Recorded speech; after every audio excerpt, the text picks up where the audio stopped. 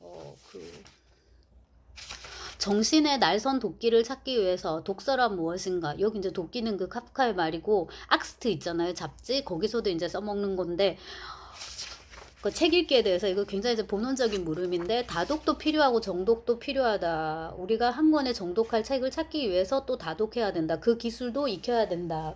또 되게 중요한데, 보르헤스를 인용을 했습니다. 아르헨티나의 소설가 보르헤스는 말했다. 가장 행복한 것은 책을 읽는 것이에요. 책 읽기보다 훨씬 더 좋은 게 있어요.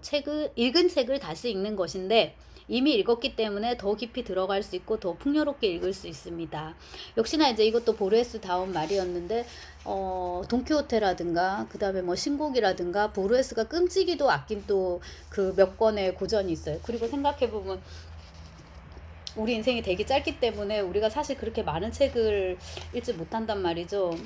저는 이제 기회가 주어진다면 스탕달의 적과 흙을 죽기 전에 다시 한번, 그러니까 제가 기회를 만들어야겠죠. 뭐 어떻게든 뭐 다른 그쪽과 관련된 글을 쓴다든지 이제 이렇게 해야 되는데, 의외로 우리가 많은 책을 읽지 못하고 간다는 거를 생각을 해야 되겠죠. 그렇기 때문에 마음에 드는 한두 권, 뭐 두세 권의 책을 끊임없이 정독하고 그 세계를 더 깊이 파는 거, 그것도 되게 유의미한 일인 것 같고, 왜 동영상을 새로 찍냐면 자기만의 인덱스를 만드는 것이 좋다. 자료 정리. 이게 제목은 뭐 이렇게 그럴싸한데요. 내용이 뭐냐면, 중학교 때인지 고등학교 때인지 정확히는 모르겠다. 어떤 억울한 기억이 있다. 당시 심심하면, 이게 띄어쓰기를 잘해야 돼요. 당시 심심하면 놀이터에서 할 일 없이 그네를 타는 깅엄체크의 미녀를 구경하거나 두꺼비 집 놀이를 하는 대신, 이게 괄호치고, 헌책방을 돌아다니곤 했었다. 종종 가던 헌책방이 친구가 살던 장이동의 대동극장 뒤에 있었다. 이게 이름이 이렇게 기억나는 거는 거기서 처음으로 성인 영화를 봤기 때문이랍니다. 저도 비슷한 맥락에서 샤론 스톤이 나왔던 원초적 본능이라는 영화를 아직도 기억하는데, 제가 태어나서 처음 본 청불? 요즘 청불이라고 해서 좀 미불 영화였거든요.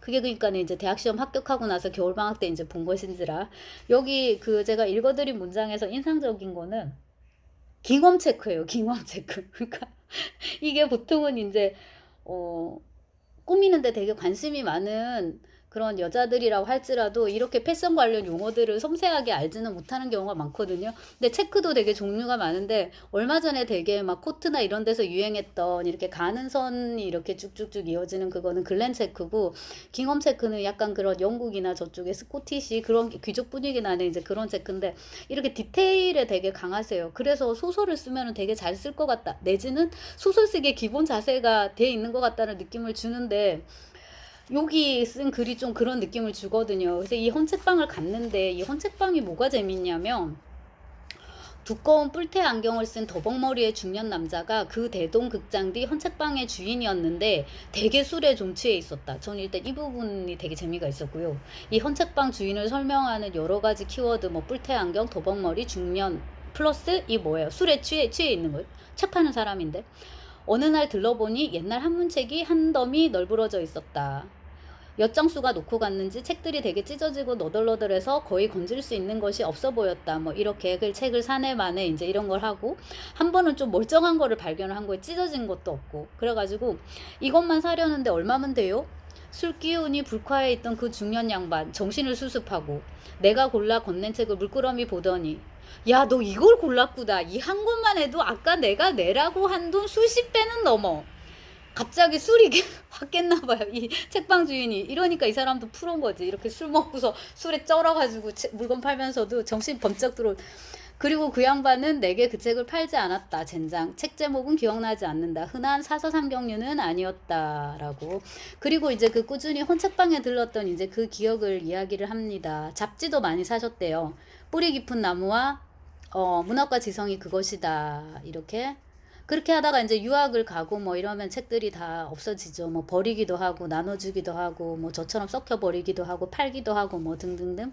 그래서 그 시절에 모았던 책들 대부분은 지금 수중에 없다. 그 다음 문장 여러분 좀 들어주셨으면 좋겠는데, 그때 이후로 책에 대한 무력을 상당히 버렸다. 유학이라는 이름의 유랑 생활을 하다 보니 어차피 차분하게 책을 모을 처지는 되지 못했다. 이렇게 나오는데, 사실 이게 우리가 책을 이렇게 보시다시피 이렇게 있지만 우리가 얼마나 읽어요. 그러니까 생각해보면 이것도 물욕인 거. 그러니까 너가 다른 약간 뭐 가방이나 예를 들자면 뭐 옷이 아니라 책을 좋아하는 거는 뭔가 대단한 것처럼 얘기를 하지만 사실 그것도 물욕일 뿐이라고, 책이랑 물건을 이렇게 사는 거를. 그래서 이렇게 이제 쭉 이런 재밌는 이야기가 나오고 마지막에 이제 인터뷰가 나오고요. 그 다음에 이제 여기가 이런 표지잖아요. 제가 표지는 조금 마음에 안 들었는데 이 책을 보니까 안에 중간중간에 그림들이 들어가 있는데 우리가 막 아는 고고 고갱 이런 거 아니에요. 되게 어려운, 잘 모르는 화가들인데 공통점은 뭐다? 하나같이 책을 뭐 들고 있거나 이렇게 보고 있고, 동양화도 있고요. 지금 윤두서 그림도 있어요. 그 윤두서 그림에는 책이 어디 있지? 이런 그림도 있고요. 그러니까 막 현대, 고대, 뭐 르네상스 뭐 이렇게 다 여기저기 다 들어가 있는데요. 좀 보시고 윤두서 그림에는 도대체 이 사람 그림은 지금 책이 어디 있는 거지? 여기 있다. 네. 책이 어디 있는 거지 하고 조금 찾아야 될 정도로 조금 책이 작아요. 그리고 좀 이렇게 초현실주의적인 느낌이 드는 것도 막 있고 이런데, 우리가 보통 이제 책하고 여자를 연결시키면 이런, 얘는 조금 어린 느낌을 주고 머리도 좀 산발을 했는데 보통은 이제 예쁜 여자들이 예쁘게 책을 읽고 있는 모습을 이제 떠올리잖아요. 근데 이 정도만 해도 우리가 보통 갖고 있는 책 읽는 여자의 표상과는 조금 다른 것 같아요. 근데 가장 인상적이었던 것 중에 하나 이 할머니예요. 눈도 좀 힘드시고 지금 안경 끼고 계시고, 그래서 올드 우먼 리딩 어 북이에요. 책 읽고 있는 올드 우먼인데 이 책도 되게 올드야. 올드. 이 보시면은 지금 사전 판형에다가 막 종이도 만지면 바스라질 것 같고, 이런 걸 이제 어디서 구하셨는지. 그래서 이런 것도 있고 좀 이렇게 서정적인 느낌의, 이런 거 책 표지로 쓰면 이쁠 것 같은데 그런 식으로 그림을 직접 고르셨는지, 이거 약간 마그리트 그 연상시키는 그런 이제 느낌의 이제 책은 마그리트 그림은 아니었고요. 이제 그렇게 이런 것도 있고. 그래서 중간에 이제 이렇게 책과 관련된 것들을 그림을 넣어가지고 또 이 그림 보는 재미도 이제 좀 있습니다. 근데 이제 여기 그 에세이가 되게 재미가 있어갖고 제가 지금 이걸 찍고 있는 거잖아요. 그래서 이제 소설을 쓰셨다길래 소설까지 제가 이제 한번 사봤다. 여기 소설이 실려 있어갖고 샀다라고 했는데 제가 처음을 읽으면서 재미없다라고 이제 말을 했잖아요. 근데 그 계속 읽었는데, 왜냐면 돈 주고 샀으니까 하나라도 읽어야지, 이거 뭐 잡지가. 제가 그 전두엽이요, 사람 이름이에요. 이게 머리 앞에 있는 그 전두엽이 아니라, 근데 이 전두엽 앞서에 왜 케이팝이 어쩌고 저쩌고 하면서 막 우리나라의 어떤 그런 상황들을 쭉 이렇게 얘기를 했잖아요. 그렇게 했는데 이 전두엽이 노벨문학상을 타게 된단 말이에요. 그러니까 우리가 되게 많은 것을 이룩했는데 아직까지 노벨문학상을 못 탔단 말이에요. 아직도 K국에 노벨문학상 수상자가 없는 이 참담한 현실을 보고 가슴이 메어집니다. 그동안 우린 너무 단결하지 못했습니다. 이런 식으로. 근데 이게 그 에세이나, 그러니까 칼럼이죠. 여기서의 이런 과장된 파토스는 되게 재미가 있는데 소설에서는 좀 어깨에 힘을 빼야 될 것 같다는 생각이 좀 들 정도로 그랬고, 아무튼 이제 이 전두엽이 이제 소설가예요. 그래갖고 이 전두엽의 장편 소설 난 인간이지만 괜찮아가 이제 세계적인 베스트셀러가 이제 돼버렸단 말이에요. 그래가지고 정말로 이제 노벨상을 수상을 했어요. 했는데 그러나 정작 불타는 전두엽 당사자는 잠적했다.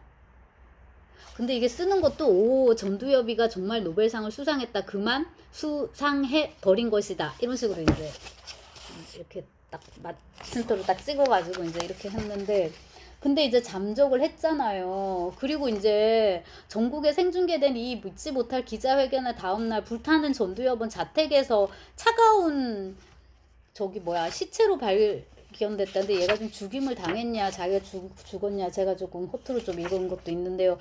네, 이런 식의 이제 그 소설이었어요. 마지막 어떻게 됐냐.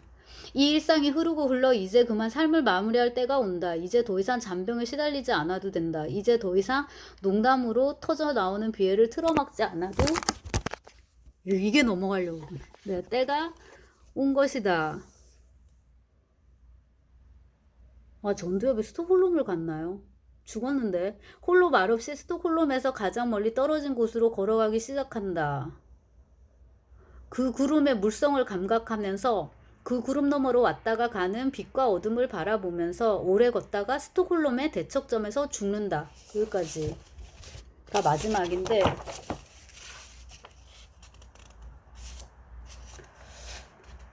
네. 아무튼 소설은 굉장히 좀 다 다르게 쓰시네요. 그래서 그 딴 얘기지만은 정유정이라고 그 여러분 다 아실 텐데 지금 신작을 냈단 말이에요. 오리를 키우는 그 농장 얘기인가 본데 되게 있어 보여서 저도 지금 사서 읽을까 싶은데, 그 정유정 작가 인터뷰를 보니까 어릴 때 그 국어 선생님인가 뭐 장문 이런 거 냈는데 선생님의 평이, 글을 잘 쓰는 친구들은 많이 봤지만 너처럼 이렇게 이야기 만드는 재주가 있는 애는 처음 봤다라고 말씀을 하셨대요. 근데 제가 지금 이 김영민 나름대로 애독자라고 할 수 있을 것 같은데, 이 에세이집은 다 봤으니까 이거랑 여기 실린 소설을 놓고 보니까 확실히 글을 잘 쓴다는 거랑 소설을 잘 쓴다는 거는 굉장히 다른 영역이다라는 걸 알겠고, 요즘은 작가라는 말을 많이 써서 김연경 작가님, 예를 들자면 김영민 작가님 이렇게 하고 호칭으로 많이 쓴단 말이에요. 근데 작가라는 거는 밥시에 진짜 러시아어로 전반적으로 다 글을 쓰는 사람이잖아요. 근데 사람마다 다르겠지만 저는 저를 딱히 작가라기보다는 소설가로 더 생각을 하는데, 이야기 쓰는 재주가 마땅히 있진 않지만 어쨌거나 이제 그 작가는 되게 광의의 개념이고, 뭐 드라마 작가, 방송 구성 작가 이런 것도 있는 거고, 그 다음에 뭐 에세이 작가, 뭐 다양하게 작가는 아무거나 쓸 수 있으니까. 근데 소설가는 그거보다 조금 더 협소하게 정말로 구조화된 이야기를 써야 되는데, 그 재능이 아무에게나 있지 않다라는 거를 봤습니다. 모르겠어요. 다음번에는 어떤 소설을 쓸지 모르겠고, 이 책은 되게 도움이 많이 돼요. 여러분도 힘들 때 좀 보시면 좋겠네요. 네.